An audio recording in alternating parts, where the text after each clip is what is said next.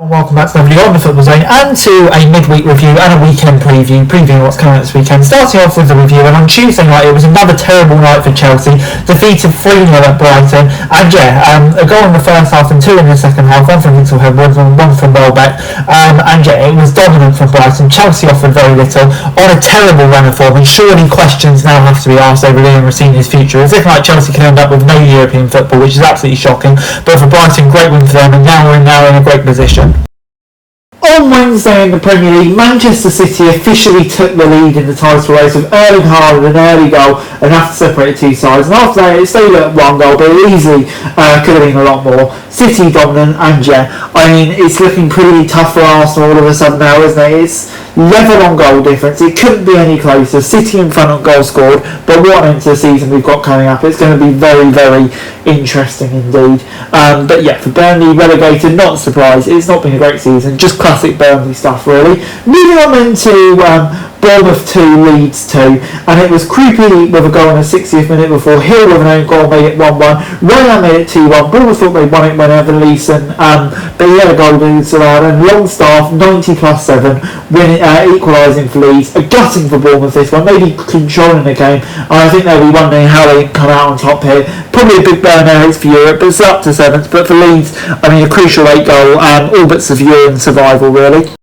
Moving on then to the preview of this week's action, and starting off with Sunderland against Nottingham Forest. And big game for both these sides. Sunderland, still looking towards those European places, aren't they? If they get a win here, with the other teams playing later, they could kind of get into those European places there or thereabouts. Nottingham Forest though, they've seemed to pull away from the relegation zone now. 5 points clear. They won't feel like the job's done yet. They'll still feel points will still be on offer for them. But Sunderland so good at home, aren't they? I'm going to say it'll be a Sunderland win here. Moving on into Saturday's action, and Fulham taking on Aston Villa. I think Aston Villa, with Chelsea's recent poor form, will be feeling pretty relaxed. A 10-point advantage, 5 to play.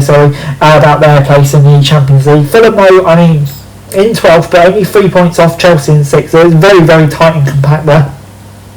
They'll be very keen to get a result here. So it's going to be a very interesting game, this one. I think one that could go either way. I think Villa will probably have the slight edge, and I'm going to say they'll get a 2-1 victory. Move on into Liverpool against Crystal Palace at Anfield. And another intriguing game here. Liverpool got that big win against Everton. That's 2 Premier League wins on the trot now, so hopefully they'll start building a momentum. It's taken them away from Chelsea, hasn't it? It would have struggled a bit more in recent weeks. So big result for Liverpool. Crystal Palace, I think coming into this one, they'll still maybe fancy their chances at Europe, but at the same time they're concentrating on the Conference League, so a lot going on. I think Liverpool have too much for them. Move on into West Ham against Everton at the London Stadium, and another intriguing game here. West Ham coming into this one, obviously still outside the relegation zone. I think they'll be feeling pretty relaxed. Well, Tottenham in that poor form, but they will be aware of the quality that Tottenham have, etc, etc. They've got a tougher game as well. Everton, we know they're strong in their travels, it's going to be an intriguing game, but West Ham at the moment do look a better side, don't they? There's no doubt about that, so it's going to be interesting. I'm going to say this will be a 1-1 draw. Move on into Wolves against Tottenham, and this is a big game for Spurs, isn't it? This really has to be massive. Wolves will be playing Championship football next season, there's no doubt about that. Tottenham, though, haven't really seen that improvement since De Zerbi came in. Maybe a better performance last time out against Brighton, but didn't get the victory, did it? Stolen from them at the end. So this is a must-win game for Tottenham, a huge game for them. And it's going to be intriguing to say which way this goes. I think it's one that Spurs have to win. I think they just about will edge it. I'm going to say 2-1. Move on into Arsenal as they take on Newcastle at the Emirates, and this is a massive game for Arsenal. 3 games without a victory. To get back to the top of the league table, get the momentum back with them. This feels like a big game against a Newcastle side that are struggling, but we do know the quality of players they have. We do know that they can turn it on at any given moment, so it's not going to be an easy one, especially with Arsenal's recent struggles, but Newcastle aren't exactly a team in form either. I think Arsenal will have enough here. I'm going to say it'll be 3-1. Next up on Super Sunday, we've got Manchester United taking on, Monday Night Football, we've got Manchester United taking on Brentford, and this is going to be an interesting game, this one.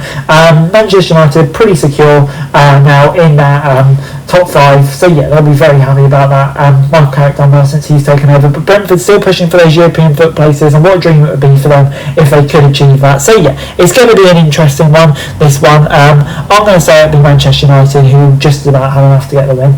Moving on into the FA Cup semi-finals, and yeah, the first one on Saturday, Championship side Southampton on an incredible run. I think they're about 19 undefeated.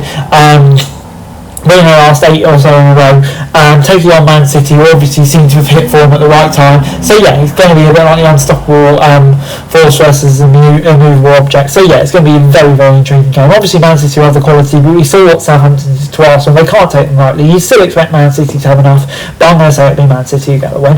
Moving on into Leeds against Chelsea at Wembley in the other semi-final, and yeah, this is another interesting game. Leeds have proven themselves to be very hard to beat. Chelsea struggling a bit, and I mean, if they lost here, I think that could really heat the pressure on Lionel Senior. So yeah, it's a big game for both these sides, but for Leeds, I mean, so long since they've been in the FA Cup semi-final, I'm sure it's a great achievement for them to get there, and they'll be really wanting to take advantage of the opportunity they've been given. So it's going to be an interesting game. I think there won't be much separate two sides, but I think Chelsea might just edge it. This video. Thanks very much for watching. Remember to like, share, subscribe, follow us on our socials, link in the description below for daily football news, meme and content. Subscribe to our other channels on screen right now, that'd be greatly appreciated. Thanks very much for watching. Peace out.